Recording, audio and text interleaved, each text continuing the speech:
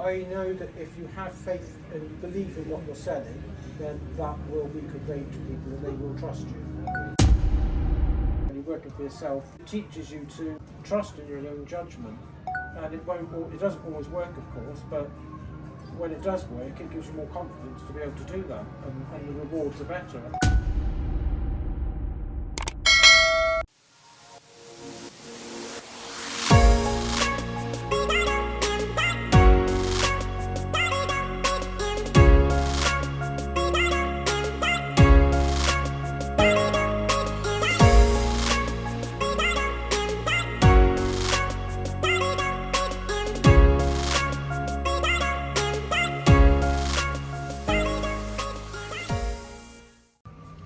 Hello guys, welcome to this episode where I feature an amazing entrepreneur, and let's find out exactly what he does. Welcome. Hi. Hi, what's your name? It's John. Yes. It's really nice to meet you. Thank you. Yes, nice to meet you too. I just want to understand for the viewers, what business are you running and Right, okay, so I run a chili sauce shop. We specialise in chili sauce. We do sell other products as well, but they're all chili related, and most of what we sell is sauce. And I've been running this shop, which is based in St Nicholas Market in the centre of Bristol. I've been running it since 2017, but it first opened around about 2008, 2009. And at the time it opened, it was the first ever shop in the UK that was dedicated entirely to chili sauce. So there are only a few others now across the UK, but it was the first one ever to open. And also there's a brand there that I sell called Psycho Juice, and that was launched in this shop as well. That's a very popular brand, which we still continue to sell now. Okay. But it all started with that really. And I was fortunate enough to be in a position where I was able to take the shop over when it might have otherwise closed. And I love chili sauce. I mean, I love chilies, always have done all my life, so it was a perfect opportunity for me. Yeah. And hopefully my customers agree that I've managed to keep it going in the tradition that it opened up in. Yeah, 100%. I do find that you mentioned that you opened it because you definitely do like chili as one of the things. But what are other reasons as to why you pursue this exact business? Yeah. Okay, well, I suppose the background picture is that I worked in offices for a long time, and I was made redundant from my job at the end of 2013, and I wanted to do something different and really work for myself if I could. And for a couple of years, I contacted the person who ran the Psycho Juice company, who owned this shop at the time, and with a friend, I started selling his products at various different types of outdoor events. So that really gave me a bit of background knowledge of selling chili sauces. And then a bit further down the line, I think I mentioned the person who owned the shop and who ran that company was going to close the shop for various reasons, and he asked me if I'd be interested in taking it over. And apart from the fact that I love chili sauces and that I'd already been selling them for a while, so I got an idea of how it all works, it was just, to me, it was too good an opportunity to miss out on, because I wasn't doing too well. Selling sauces at outdoor events wasn't particularly profitable. There was a lot of effort and not much return. I guess I surmised that there'd be much more chance of increasing my turnover in a permanent business. This already had been established, so for me it was an opportunity to continue with a known brand. And when I say a known brand, I mean the shop itself was quite well known. So it was an opportunity for me to continue with that legacy. I wanted to work for myself. I'd been working for large companies for a very long time, and I wanted the freedom that I think it would have given me, and it has done. And I worked in retail way back. It was my first ever job when I left school, and I wasn't overly keen on that job, but I did enjoy the idea of working in retail, so it was a good opportunity to get back into that as well. And I love working in St Nicholas Market. It's a lovely spot right in the centre of Bristol.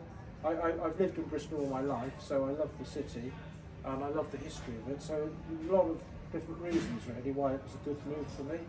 Yeah. But yeah, certainly, that's why I'm here now, really. Yeah. So you kind of mentioned you did have a traditional job. You went to you worked in companies. Yes. What is it? What is the kind of freedom that comes with running your business now that you do run your business? Well, I suppose I make the decisions, and if I make the wrong decisions, then it's me that has to live with it. But when I was working for a large company, I felt undervalued, as most of the staff do, because you just have to come into work, you have to do what you're told to do, and then you could be working there for years and have a lot of experience in the job, but that doesn't count for anything, because you could be sent to another department or made redundant the next day. And when you're working for yourself, you have that level of, if the business fails or if it's a success, it's down to you and the decisions you make. And I suppose it teaches you to trust in your own judgment, and it doesn't always work, of course, but when it does work, it gives you more confidence to be able to do that, and the rewards are better. I think you're going to feel more satisfied at the end of the day if your business is successful, if you've enjoyed your day at work, rather than if you're working for a company and you're just part of a big machine, really, I suppose, is one way of looking at it. Yeah. So yeah, I mean, I have worked for companies that I have enjoyed in the past, but never as much as working for myself and running my own business, certainly. Yeah. Did you have challenges when you started? Well, this business? Yeah. Yes, I did. Yes, I suppose. I mentioned I did take over an established business, so some of the hard work was already done for me. But the way the shop operates changed when I took it over. So previously, it was managed by someone on behalf of the shop owner. The shop owner was selling a whole wide range of chili sauces online, and they would do all the ordering in bulk, and just send some up to the shop as and when it was needed. So that all stopped, which meant that I was then responsible for ordering wholesale myself, and that meant importing a lot of the sauces from the United States. And that was a steep learning curve, because I didn't have a clue. There were a lot of different processes involved in ordering wholesale from another country, particularly a large country where we didn't have a good trading agreement with, or an easy trading agreement with. So there are a lot of different stages of procuring stock that I had to learn, and I had to reach out to chili sauce makers in the UK as well. I needed to get new stock in, and of course I wanted to as well. I wanted to sort of try out some that I knew or I had a good idea would be a very good product. So that was all quite a learning curve, really, learning to be responsible myself for wholesaling and purchasing, because previously, when I was doing the store with a friend, again, we didn't really have to do any of that. It was just there to collect what we were selling on behalf of someone else. So we weren't really making those sort of decisions. So that was something I had to learn. I'd already had a bit of I'd learned a little bit about basic bookkeeping when I was doing the store, but there was a lot more I had to do when I took this business over. So that I had to learn that as well. So there were a few challenges as well. Yeah. So you've mentioned that you did have to learn quite a lot to definitely have the business going. I just want to know, what is it that inspired you, motivated you to say, I want to leave my job and I'm going to learn this process and I'm ready to go about it? Well, I suppose I'd always had an idea that working in retail and working for myself was always something I thought I'd enjoy. And at that point in my life, I decided I'd take a gamble with it, because I had been made redundant. I was just, we had a go at doing the outdoor business, selling the sauces at various outdoor events, which was fun, but it wasn't really a very viable business model, because we weren't generating enough sales to pay ourselves. So it was really, we tried it for a few years, but it wasn't really working. So then this opportunity came along, and I just thought it's a bit of a gamble, but then I've worked most of my adult life, and I'm not young, So I thought it's now or never. Now's the time to to take a gamble and see if it's going to be viable for me. And I had 2 or 3 weeks to make my mind up, and so not long. But I thought about it and I asked a few questions, and I decided it's worth the risk. And I'm here 5.5 years later, so that gamble paid off, and I really enjoy it. And it's very satisfying, and I think I'm doing a good job of it. I do get a lot of return customers who seem to appreciate when I recommend sources to them. So hopefully, it's all going well in that respect. Yeah, I can 100% say that you're doing quite a nice job, especially with how the shop looks like. I just want to know, are you the one who came up with that symbol? Because I think that is what kind of really flashes. Oh, I yeah, see. When you look at the shop, that really makes it different. Well, there is a bit of a story to that. It's not my design.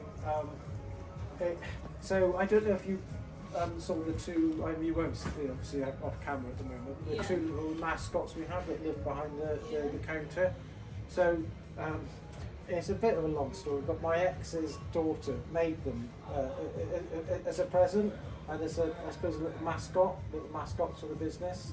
So the main one became associated with the business, and I needed to rebrand one. I took the shop over, and I've met an artist whose work I liked at a convention we'd traded at, and I asked him to come up with a design based on that little mascot. It was called Charlie Boy, and that's where that comes from. So you might have noticed it all around. It's we've got a sauce, you see, a shop sauce made by Upton Chili Company. It features it as well. Mm-hmm. So is this your own made sauces? Yes, well it's made by Upton Chili Farm, who are a chili farm based on the outskirts of Bristol, and they grow their own chilies and make their own sauces there. But this one is made to a recipe. It's a combination of a recipe of mine and theirs, and it's made. They make it for the shop using the chilies that I grow. I have polytunnel on an allotment, and I grow chilies each year. So it's a bit of both really. It's a collaboration between the two. So are you just kind of now taking some sauces from the UK, and are you still importing in the US? Well, when the shop opened, which was back in about 2008, 2009, almost all of the sauces were from the United States or from the Caribbean or Central America, because hardly anyone was making chili sauce in the UK back then. But it's changed a lot since then. You might know there's so many different people making sauce in the UK now. So I stock a lot more UK sauces. There's quite a few are made in Bristol actually as well. But there are still some old favourites. The Painter's Good brand, wherever they are. The Tapatio and some of the Mexican ones, Valentino and El Yucateco. People know that this shop is a place they can find those sauces, which are not generally available in the UK. So they're happy to come here to get those sauces because they love their sauces, and they'd be disappointed if they couldn't find them because you can't find them on a supermarket shelf, for example, those type of sauces. So yes, there's still some of the imported sauces as well, certainly. But a lot more UK made sauces as well. Yeah, so for someone who's watching, what is your price range? I mean, how much does your sauces go for? Well, they are premium sauces. They're generally made in small batches by small independent companies, and they use top quality ingredients. So they're certainly a lot more expensive than the mass-produced sauces you'll find on a supermarket shelf, but you will taste the difference when you buy them, as a lot of my customers know. So the cheapest ones tend to be some of the ones like the ones that I mentioned, which are very hard to get in the UK, but they are made in large quantities. So they're based in California. So they tend to, even though they're imported, they tend to be very cheap. So that one, for example, is £2.95. But it does, I suppose, an average price is around about £6 or £7. But some of the more expensive sauces and other products do go up to over £10. So it's probably between, I suppose, about £3 and £20 for most of the products in the shop. So that's the kind of price range, I think. Yeah, that's fantastic. Yeah, you're doing a nice job. Yeah, that's a great job. I get to taste all the sauces as well. Which one's your favourite? Well, I get asked that question all the time, but I've got so many. Just looking behind you, I'd say Smoking Marie from Marie Sharps. Marie Sharps is everyone loves Marie Sharps. Her business is based in Belize, so Central America. She's got a farm there where they grow all of their chilies and the other fruits and vegetables they use in their sauces. Lovely fresh flavour. That's a very smoky one. Quite hot, not extreme, but it's a lovely sauce. There's so many. The one above it there from Angry Goat, they're another American company actually. Let me find a UK. It's a lovely sauce. There's so many. UK sauces. Let's see. We've got where is it? Muti. He's based in Bristol. He ferments his sauces. Ferments the all of the ingredients together, so that really gives it a fermented tang. It draws the flavour out of everything. We've got, that's a very popular one, Lazy Scientist. He's based in, well, as the name suggests with that one, he's based in Brixton. Very flavoursome sauces. We've got another one there, which is based in Newton Acre, which I think I see in Cumbria. It's certainly, or Durham, County Durham, I think, actually. I stand corrected there. Very lovely sauces, really, really interesting ones. And there's so many. I could, my customers know I could be here all day talking about the sauces. Yeah, we do select them for their flavour, regardless of how hot they are. But one or two exceptions. There are a couple. This is a very, very notorious sauce. No one buys that for the flavour. It's featured on the YouTube Hot Ones show, and people just buy it to see if it's as bad as they think it's going to be. And it usually is. They're not disappointed in that respect. But I wouldn't really recommend that one particularly on flavour, but most of the ones that we sell we do select them for their flavour, however hot they are. So yeah, so it's nice to see somebody leave the shop with a product that they're going to enjoy. Yeah. You do sound so passionate about your product. I just want to know what's your good day in business? A good day in business. When I suppose when I sell lots of chili sauces and I have happy customers. Yeah. So do you guys incorporate the sustainability factor in your business, and what are the steps you guys are taking towards sustainability? Well, I guess moving towards UK-based sauces is partly for supply reasons, partly to support small independent sauce makers in the UK, but the other side of that is also that it's cutting down on food miles. So it's nice to be able to switch to more of the UK-based sauces for that reason. The vast majority of them sold in glass bottles.